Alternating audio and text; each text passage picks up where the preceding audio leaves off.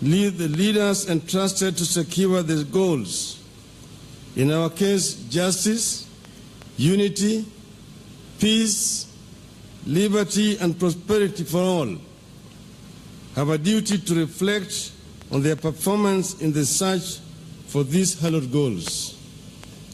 Such a time has come for Kenya. 54 years into independence, we are challenged to audit our progress towards the ideals for which our fathers fought to establish a free and independent country, and for which many of our compatriots died. We, the leaders, are equally summoned to reflect on our performance toward the achievement of our nation's aspirations. This audit and introspection has been a long time coming. Throughout our independence history, we have had doubts on how we have conducted our affairs in the face of growing divide along ethnic, religious, and political lines. Regrettably, we have responded to our challenges by mostly running away from them.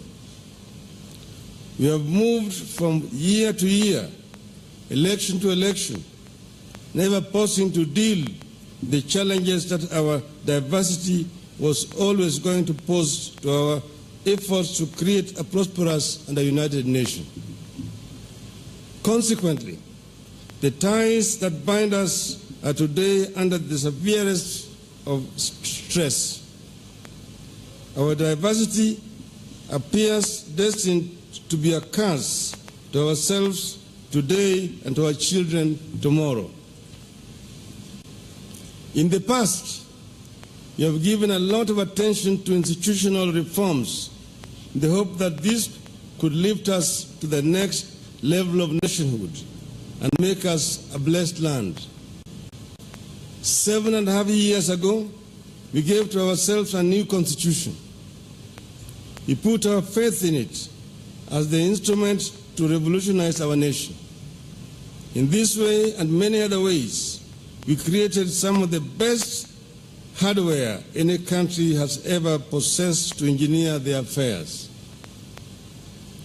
We must be courageous enough to admit that it has not worked. It has failed because we are yet to upgrade our software.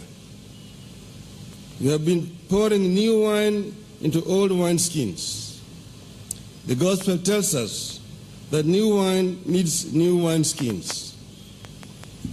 The time has come for us to confront and resolve our differences. These differences are becoming too entrenched. No two Kenyans agree on the origins of the differences and what they portend. Millions of our children continue to be born and married into these differences. People are dying out of these differences. Many of these differences are already well entrenched in the third generation of Kenyans that are currently leaking in the fourth generation in primary and secondary schools. Yet in many instances, Kenyans cannot remember why and where they disagreed in the first place. As we fight ostensibly to save ourselves from each other, the reality is we need to save our children from ourselves. My brother and myself have therefore come together today to say this dissent stops here. We refuse to allow our diversity to kill our nation. We refuse to be the leaders under whose watch Kenya's lead into a failed nation. This is a call to self-reflection. We have to look into ourselves and challenge our readiness to make the changes that will allow our institutional reforms to work. So long as we remain divided, acrimonious, selfish, and corrupt, no amount of institutional reform better our lives. The reform process will become an exercise in diverting attention from our own failings and taking refuge in the blame game. We therefore seek your partnership in this initiative, fellow Kenyans. We are all sailing in this one ship. We must come together to scoop out the water that has been sipping, or we shall capsize. We have traveled too far to turn back.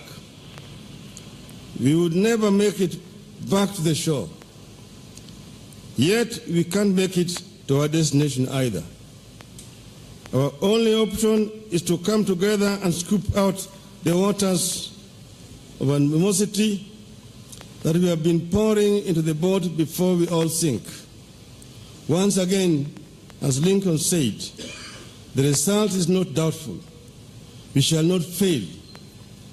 If we stand firm, we shall not fail. God bless Kenya. So, kwa Kiswahili tumekuja pamoja na ndugu yangu Uhuru Kenyatta.